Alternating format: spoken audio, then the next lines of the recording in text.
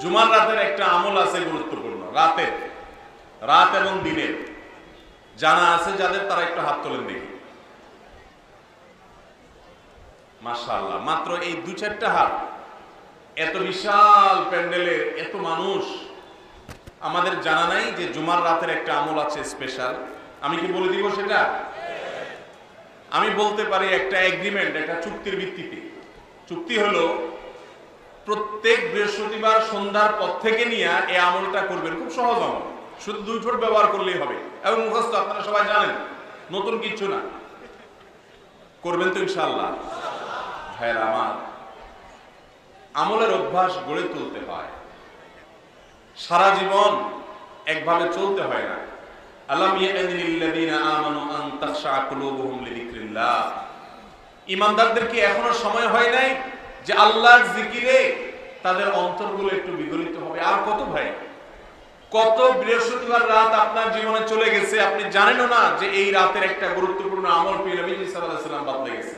আপনি জানেন আমলটা, আপনারা এখানে যতজন আছেন সবাই জানেন, জানেন না এমন একজনও নেই, সবাই জানেন আমলটা এরকম একটা আমল, কিন্তু সে আমলটা যে এই সময় করতে হয় হয়তো জানেন না, অথবা জানেন কিন্তু আমল নাই।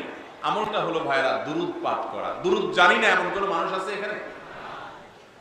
নবী করিম সাল্লাল্লাহু আলাইহি ওয়াসাল্লাম জুমার রাত যখন শুরু হয়, অর্থাৎ বৃহস্পতিবার সন্ধ্যার পর থেকে নিয়ে শুক্রবার সন্ধ্যার আগ পর্যন্ত এই 24 ঘন্টা সময় দুরূদ পাঠের জন্য নির্দেশ করেছেন এবং বলেছেন, কারণ সালাতুকুম মারুদাতুন আলাইয়া, তোমরা যে দুরূদ পড়ো আল্লাহর ফেরেশতারা সেটা আমার সামনে পেশ করে এবং বলে, অমুক জায়গা থেকে, আপনি সুবর্ণচর থেকে করছেন, তো আল্লাহর ফেরেশতা বলবে যে হে আল্লাহর রাসূল, সুবর্ণচর থেকে বাংলাদেশের ওই থানার, ওই উপজেলার, ওই গ্রাম থেকে অমুকের ছেলে অমুক আপনার প্রতি দুরূদ প্রেরণ করেছে।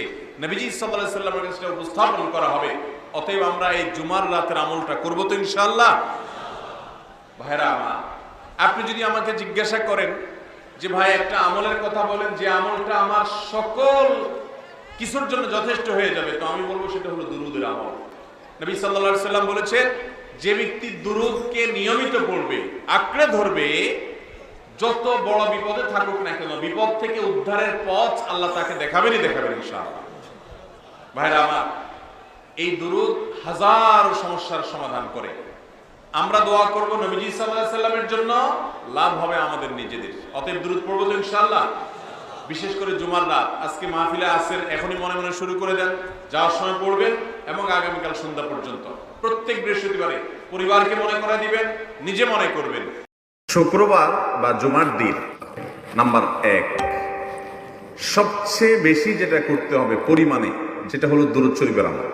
নাম্বার 2, জুমার দিন ফজরের নামাজ জামাতের সাথে আদায় করা হলো যত নামাজ আছে এর মধ্যে সবচেয়ে শ্রেষ্ঠ নামাজ। 3 নম্বর আমল হলো সূরা কাহাফ পড়ব। যারা কোরআন পড়তে পারেন না তারা শুনবেন।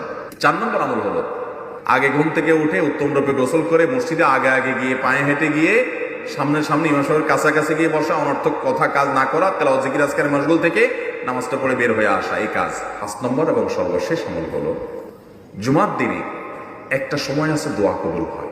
আসরের পর থেকে নিয়ে সূর্য ডুবার আগের যে সময়টা শুক্রবার, বিশেষভাবে আল্লাহ তাআলার কাছে দোয়া করো। ঠিক আছে তো ইনশাআল্লাহ?